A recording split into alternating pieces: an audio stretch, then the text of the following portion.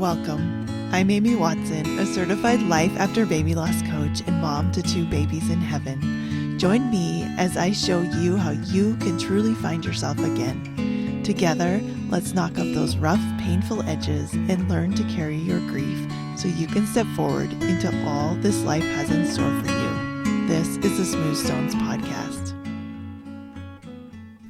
Welcome to this week's episode.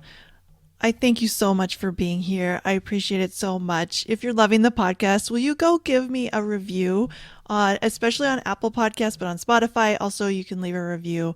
It means so much and it helps more people find the podcast and know that it's a great podcast for life after baby loss.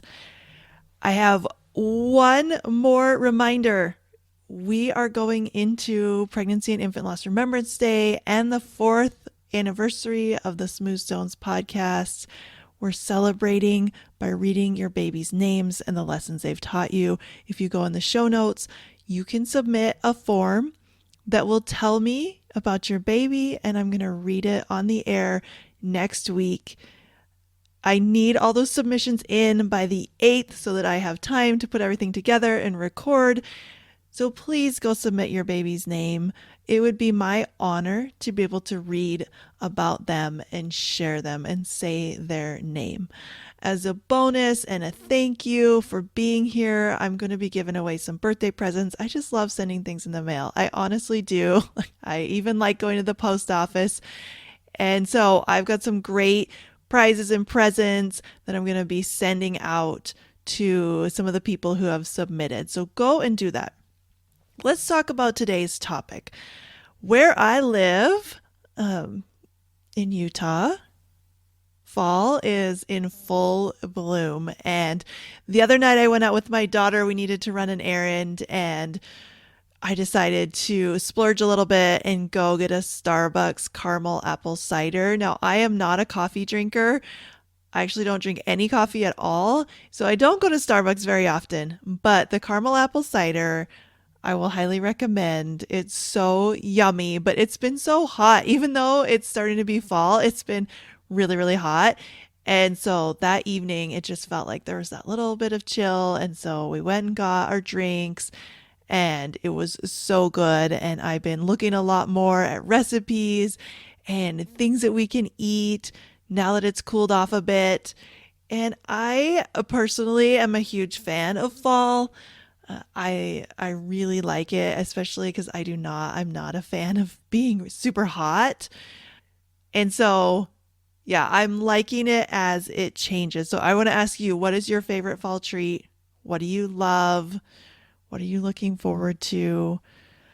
I pretty much love all of it. It's all so good and just such a difference, right? Like what we want to eat and what feels good and smells good and sounds good as the temperature and the season shift. So I wanted to share just a few lessons today that fall teaches us. I'm going to call it fall. I'm going to call it autumn. Either way, same thing. But I have a few lessons and I want you, as always, I'm going to share lessons I've learned, lessons that I see. What I really want you to do is just ponder, just open up. When we look at life as a classroom, when we look at the people around us and the things that happen as our teachers, then we're going to always be in a state of learning instead of a state of panic or resistance or wishing things were different, like wishing it was still really, really hot or whatever it is. You know, if you're like a summer person, right? You might be in some resistance to fall. But if we really can look at our world and our human experience by staying present and by opening up to the lessons that are there, it's so magical. And I especially love nature. Nature is such an amazing teacher. It's amazing for our littles and it's amazing for adults. And maybe we don't spend enough time. So if you've been at your computer, in your car, running around, give yourself a chance to get out. Even like put your shoes on and go walk with me for the rest of this podcast, but just get outside and see what nature can teach you. Even if you live somewhere, there's not a ton of nature in a big city, whatever it is, see what you can find. The lessons are there. Okay, first lesson, and there's no particular order, they're all amazing. But number one is it's okay to let go of what you don't need anymore. And I'm thinking about these leaves falling down and how they do it and when they do it. It's really, really interesting how nature just knows. It kind of knows how long it has. It kind of knows how much light there is in the day. It knows how cold it's going to be. And I grew up with a bunch of farmers, and so they always were very aware that they could watch the trees and watch the leaves and watch what was happening to maybe see what kind of winter we were going to have or what was coming next. So it's okay to let go of what you don't need anymore. I was doing a little bit of research because that's what I do. And I read something that I thought was so interesting because I think a lot of us think, well, they just fall off because they're dead, like they're dying. They only live for the summer, and so they just die. But what it said on this website was that cold winters are a threat to these trees that have the type of leaves. They're not evergreen. They're a little more tender. They need more light. Cold winters are a threat, and they're more likely to be hurt or harmed. So it said, and I will quote, plants drop their leaves in a controlled fashion to reduce injuries and conserve energy. And I actually really love that. It gives a little bit like the tree is making a choice, right? And it's making a smart choice because it knows it needs to protect itself so it can grow back in the spring. And I want you to think about that. Where have you maybe been thinking this is happening to you? Like winter is shoving itself upon you, the cold is shoving itself upon you, and you don't really have any choices but to deal with the brunt of it or to be injured or whatever. And how could you turn it around to just say, yeah, I am going to protect myself. I have a choice. This is what I'm going to do. And take that ownership back. So I love thinking that the trees are doing this out of self-preservation because they know what they need to do. And so they do it.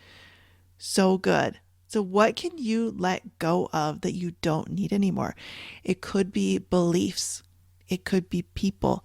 It could be habits. It could be just anything that isn't serving you anymore. You can let go of it. It's really, really important to give yourself this permission. I will give you this permission. Let go of the things you don't need anymore.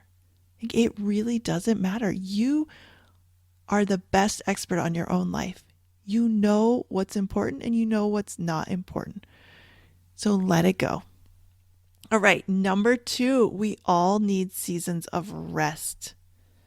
Again, the reason that it said before why they drop their leaves is so they can conserve energy, right? There's points where it's going to be cold. It's going to be windy. It's going to be freezing. So conserve your energy. Rest. We are not supposed to be on all the time. We are not like the sun, shining every day exactly the same. Now, yes, sometimes the sun gets covered up. We know this. But we are not robots. We're not supposed to just be doing the same things over and over every day, all the time for our entire lives. There are seasons where we need more rest. When you've just experienced the death of your baby, that's a good season to rest. If your kids are struggling, your living kids are struggling, you might need extra rest. If you are in transition or you're in turmoil or you have a lot of uncertainty or your health is struggling or your mental health is struggling, you can rest.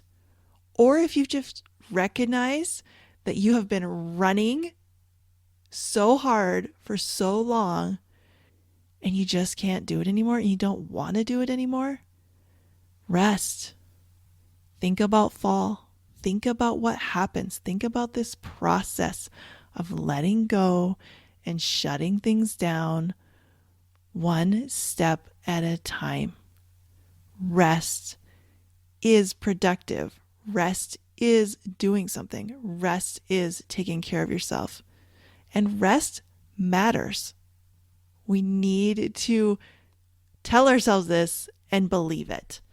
Okay, number 3, there is beauty in the breakdown. I love the leaves when they change. I love going for a drive with my husband. Sometimes we take our living kids and they don't enjoy it as much as us a lot of the times, which is just funny. Why like a 5-year-old wouldn't want to just go look at leaves, but I mean, you just see the pictures and it's just so fun. Where we live, there are mountains really nearby. So it's really easy to get out and go and look at things and take pictures. And we do family pictures. And you see the sun shining down, especially at golden hour, just making these trees glow like they're on fire. It's beautiful. And it's a breakdown. These leaves are breaking down. I looked it up, and if you're a nerd like me, I learned some new words. I'm so excited, and I'm probably going to say them wrong. But what happens is the leaves are green because they're full of chlorophyll. Most of us know that. And that's, when the leaves are just doing their thing, taking in all the sun's energy and making the things they need. But as they start to change, the chlorophyll drops off. So they're not making as much chlorophyll anymore. And what's left are called carotenoids. And that's what makes it yellow and orange. So that's where the yellow and orange colors come from, is basically the chlorophyll exiting. And then there's anthocyanins, which create red and purple colors. And they come in, and sometimes it will go yellow, orange, red, purple. That is part of the process. It's a beautiful process. And so it's taking what was working. So again, as you apply this to yourself, it's taking what was working. Chlorophyll's working all summer long. It was doing great. It was happy. It was green. You know what? It needed to break down though. It needed to take a rest. It needed to stop making that. It needed to replace it with something else as this process happens, as each leaf falls. And so interesting. I kind of want to do more research on, how do they know when the leaves should fall, and what's the process like? Why are there some trees that hang on to their leaves until the very, very end and some that go first? So for you, as you're listening, what beauty is in your breakdown? What have you learned? How can you celebrate yourself like we celebrate a bright yellow autumn tree? Right? We celebrate. We love it. I was just in Hobby Lobby. We're kind of idolizing some of these fall colors. We're just like, they're everywhere. We love them. We don't love ourselves when we're breaking down a lot of the time. But there is beauty in the breakdown. There are lessons to be learned. And the whole process is beautiful. From green to yellow to orange to red to purple to falling on the ground and becoming brown and brittle and going back into the earth. That cycle is beautiful. So how can you find beauty in your own breakdown?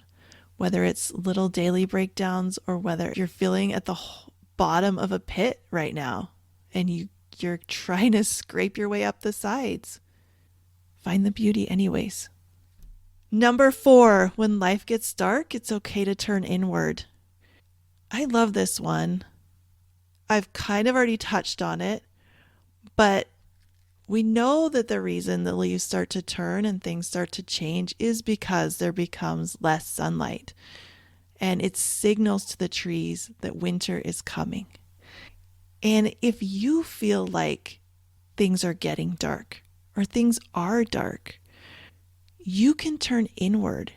You can take, I love how the trees take the sap and all of it. It kind of goes inward. It sucks inward. And they do what they need to conserve that energy and to take care of what's most important and to go to the core. And that's what we can do too. Where is life feeling dark or cold? How can you turn inward? How can you take care of what's most important? How can you get to the heart of what is within you? How can you let go of the stuff that doesn't matter anymore? When life gets dark, it's okay to turn inward. It's part of the process.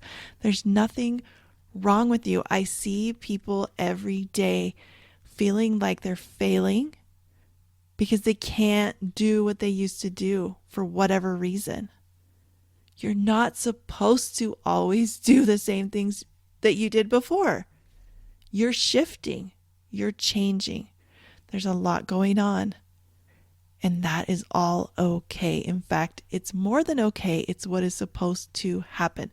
We have to let go of this notion that it should be perpetual, same summer. Because that's what we want. We want happy and sunny and, all of that. There has to be a cycle. And number 5 is we wouldn't appreciate the warmth without the chill.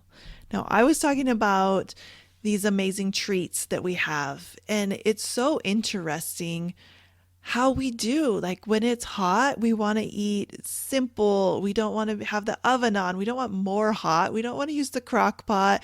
We don't want soups and stews and all of that. But once we feel that chill in the air, once we feel that opposition, then we're drawn to warmth.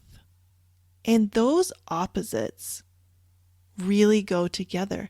But you couldn't enjoy that hot chili with fresh baked bread when it's 117 degrees. It needs to have some balance. So the chill in our lives can be anything, whatever you're going through right now. Whether it's a relationship thing, a grief thing, whatever you're struggling with, that is working for you. That is going to help you. This is a beautiful gift in our lives. And the more we resist it, the harder life is. And the more we lean into it, the easier it gets. We wouldn't appreciate the warmth without the chill. Our lives are supposed to have opposites. Otherwise, we wouldn't know it. We wouldn't know love without heartbreak. We wouldn't know the good from the bad. We wouldn't be able to appreciate it if we didn't have those chills that come into our lives. So again, just the same message of embracing change, embracing things that might be kind of uncomfortable. I'm sure there's some people listening that do not love it, that wish it was always summer, that don't want to dig out their sweaters. But oh my goodness, I can't let this pass without talking about sweaters. I have so many sweaters. I pretty much wear a hoodie all day long, every day, as soon as it gets cool until it's, the end of spring. I love it. I love wrapping up in a blanket. I love putting extra blankets on. I love warming up I have this rice pad that my friend made me that has Wonder Woman fabric, and I warm it up and I hop in bed and I put it on my back, and it just keeps me warm and toasty, and it's the best.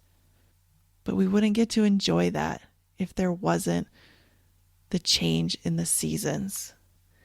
And the last thing I want to share, a little bit of a bonus, is death is inevitable. Autumn shows us that death is inevitable. Like everything's going to die. Everything's going to shut down. Every leaf is going to fall. But it also teaches us that so is rebirth. We know that spring is going to come.